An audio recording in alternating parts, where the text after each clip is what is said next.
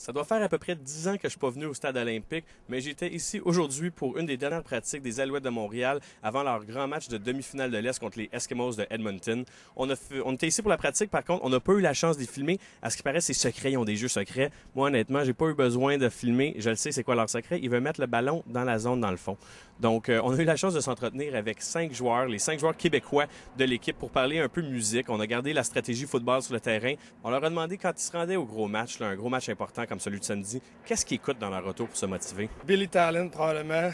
J'écoute probablement Pins and Needles dans le tapis, puis je gueule dans mon char, je chante tout seul, puis le monde il pense que je suis un maniaque au volant. D'habitude, on écoute le trafic. J'aime bien le rap avant une game, tu sais, ça me rentre dedans, ça rentre dans le beat. Probablement du rap. Moi, j'aime ça du rock. Peut-être du Jeezy. Le nouveau Young Jeezy. Young Jeezy. La musique du Dirty South, Crime Mob. Et j'ai bien aimé quand que Metallica, cette année, ils ont revenu avec le CD. C'est la musique qui pompe un peu, la musique qui met un peu dans le mood. Même du Rise Against, probablement un peu aussi. J'aime bien Guns N' Roses, tu veux un petit peu plus tough. Nickelback, des affaires comme ça. Puis ça, c'est ma musique de préférence. Sur le terrain, est-ce que vous êtes conscient de la musique qui joue dans le stade?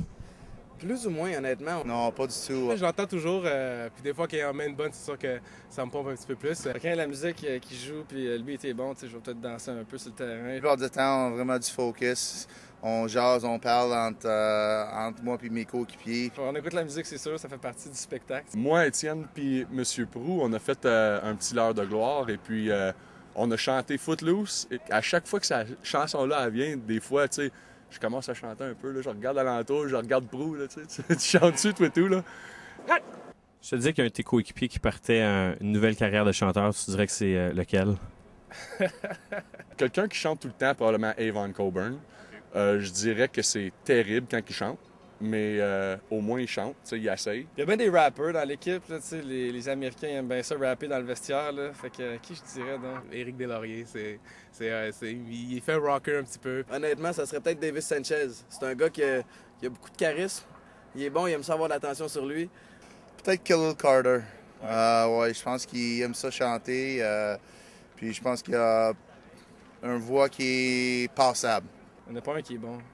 C'est la merde. Samedi, au halftime, il y a Marie-Chantal Toupin qui performe. Si on te donnait carte blanche pour choisir quelqu'un d'autre, n'importe qui dans le monde pour performer au halftime show, tu voudrais qui? Ma femme. Peut-être Annie Villeneuve comme partisan, aussi Mitsu. Peut-être Jay-Z. J'ai entendu Jay-Z donne des bons shows. J'aimerais bien voir peut-être Jessica Simpson, ça serait une belle performance. Voir ça, c'est ça, là? Je pense qu'on est bon avec Marie-Chantal Toupin, ça va être une bonne performance. AC/DC, pourquoi pas le retour de AC/DC, let's go, on va mettre du rock, puis nouvel album, tout, let's go, on les lance au stade olympique, puis on brasse la cabane. Si tu peux te dédier une chanson aux Eskimos, ça serait quoi? We are the champions, peut-être? Une petite chanson plate, là, relax. Quelque chose de genre, je sais pas moi, genre Patrick Normand, là, quelque chose de dull qui nous endort. Bec loser, t'in. Fait que si on pourrait leur donner ça là, pour que ça les démotive un petit peu ou les faire repartir chez eux avec une chanson de perdant, là, ça serait le fun. No comment. Je veux juste leur dire qu'il va faire chaud, puis que les Eskimos, c'est des gens qui font bien dans le froid, puis sont mieux se préparer parce qu'ici, il va faire chaud avec les fans qu'on va avoir puis à l'intérieur, fait qu'ils sont mieux d'être prêts. Puis on va faire en sorte de leur donner un accueil très chaleureux.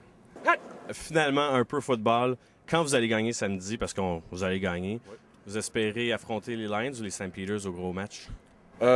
Pour de vrai, c'est pas d'importance. Ça me dérange pas.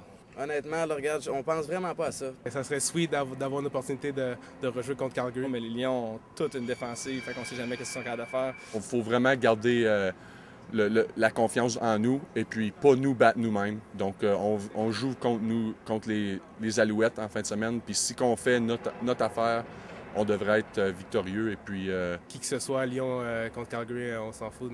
Ça joue sur le terrain, puis on va être pas pour n'importe qui qu'on va affronter.